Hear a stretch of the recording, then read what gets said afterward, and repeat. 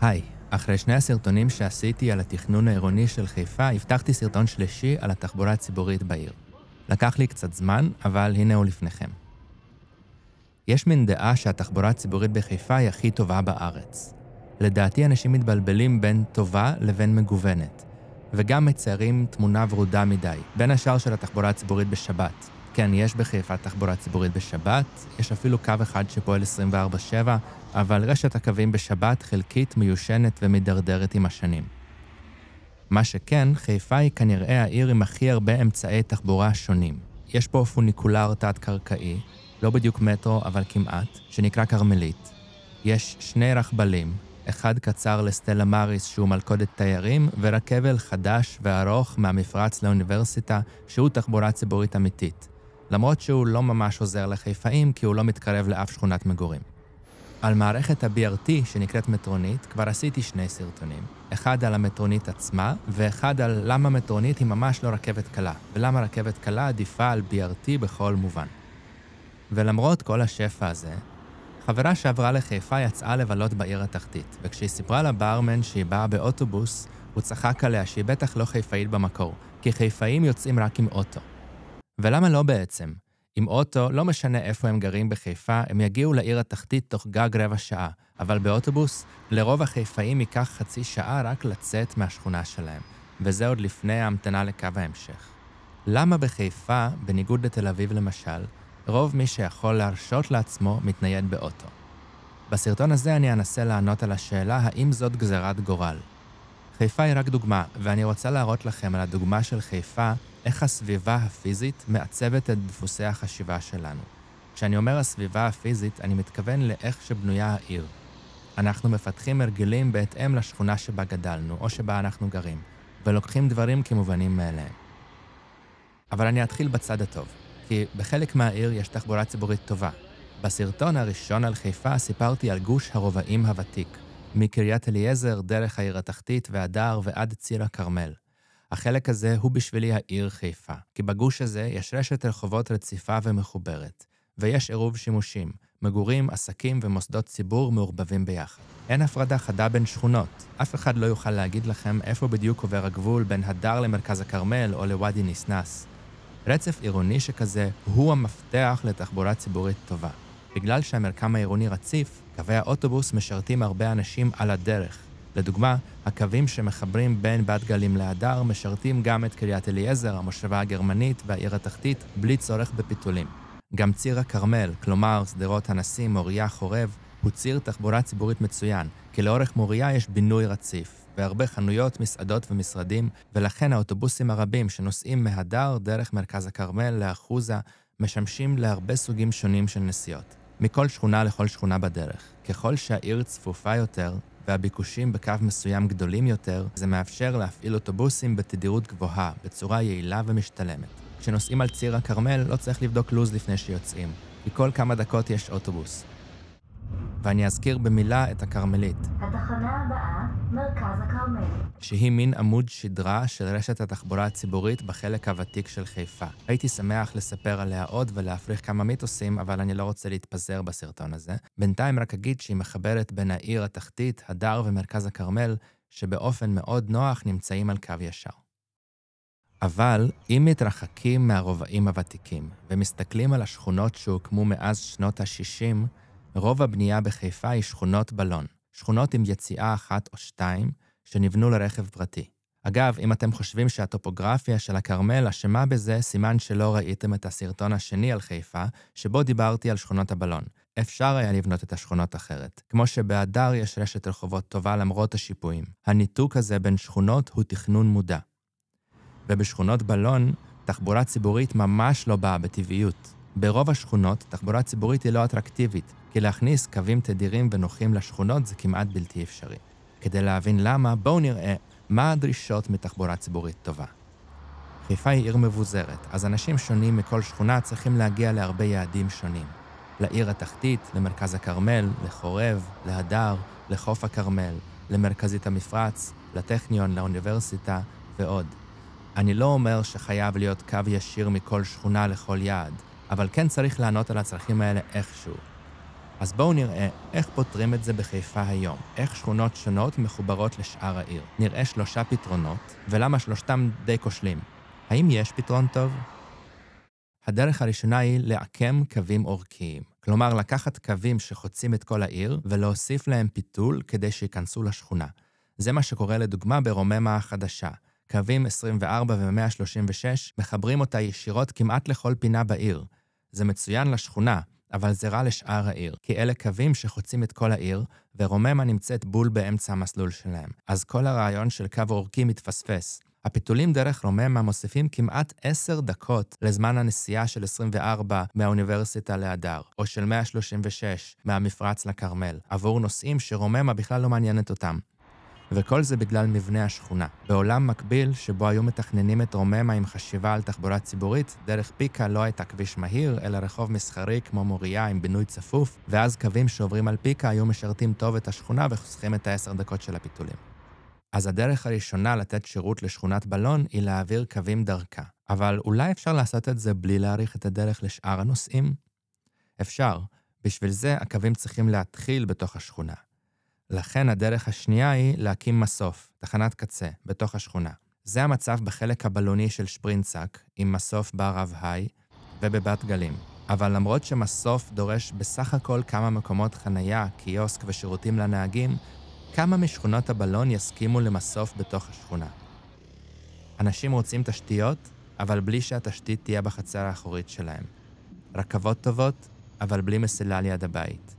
רכבות חשמליות, אבל בלי כבלי חשמל. אוטובוסים תדירים, אבל בלי מסוף ליד הבית. ולכן כיום לא תמצאו באף אחת מהשכונות של מעמד הביניים ומעלה בכרמל תחנת קצה של אף קו אוטובוס. אז אם להעביר קווים דרך השכונה זה לא טוב, וגם לסיים אותם בשכונה זה לא עובד. מה עושים? רוב שכונות הבלון עובדות לפי המודל השלישי, השכונתיות. הקווים השכונתיים בחיפה מתחילים במרכז רובעי, כמו זיו או מרכז הכרמל, עושים לולאות דרך כמה שכונות בלון וחוזרים לנקודת ההתחלה. הם עוזרים לאנשים לצאת מהשכונות לכביש הראשי ושם להחליף לקווים אורכיים לכל רחבי העיר. אני ממש בעד תחבורת מעברים, ואפילו עשיתי סרטון שלם על למה תחבורת מעברים זה הדבר שיפתור את רוב בעיות התחבורה הציבורית בישראל. אבל תחבורת מעברים מחייבת תדירות גבוהה, כל 5-10 דקות, ותחנות מעבר שכיף לחכות בהן. והשכונתיות נוסעות כל 20-25 דקות, ולחכות 20 דקות להחלפה לחלוטין לא בא בחשבון כאלטרנטיבה לרכב פרטי. כשבאוטו אפשר להגיע לכל נקודה בחיפה תוך רבע שעה אם אין פקק. וכשיש פקק, אז כמובן גם האוטובוסים עומדים בפקק, וגם אם תכננו החלפה מושלמת, אנחנו נפספס אותה. עוד יותר גרוע זה לנסוע משכונת בלון אחת לאחרת. להחליף בין 3 קווים יכול לקחת 2 שעות.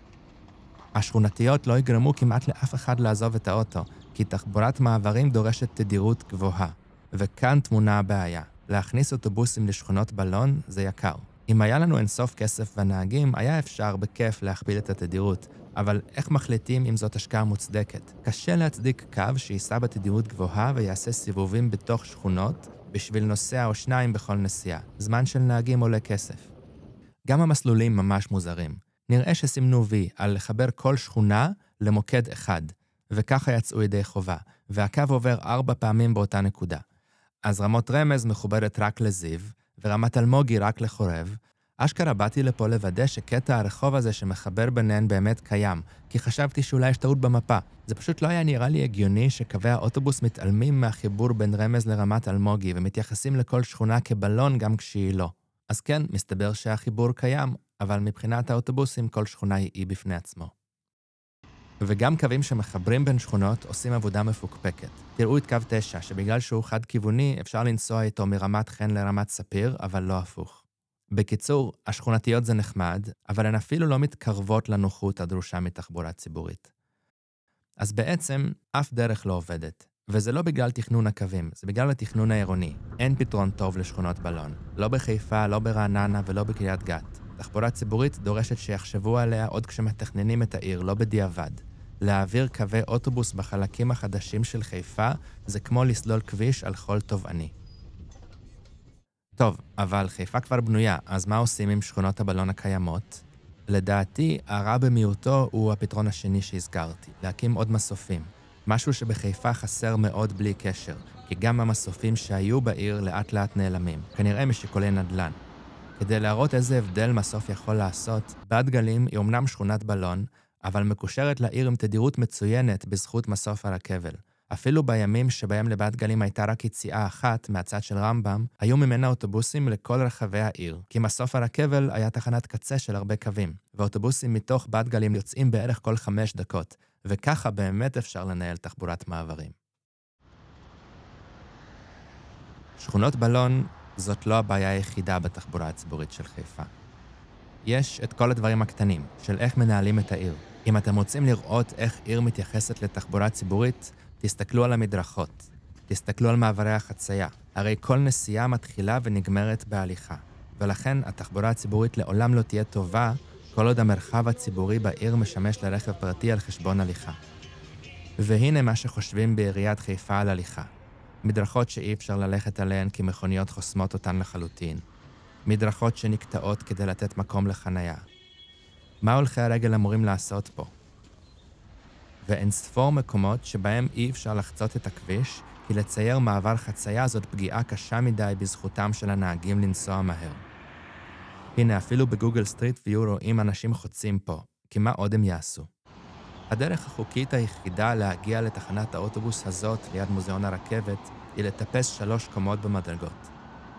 וגם בתחנה הזאת של המטרונית, הדרך היחידה לחצות את הכביש היא לטפס. אני אזכיר שהמטרה של גשרים להולכי רגל היא להזרים את התנועה בלי שהולכי הרגל המציקים האלה יפריעו. בסרטון תחבורה ב3 ממדים דיברתי על הצורות השונות שבהן הפרדה מפלסית כמעט תמיד פוגעת בתחבורה הציבורית.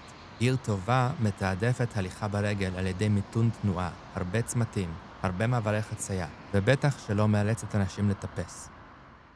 אם אתם רוצים לראות איך עיר מתייחסת לתחבורה ציבורית, תסתכלו גם על תחנות המעבר, שבהן אנשים צריכים להמתין לקו המשך.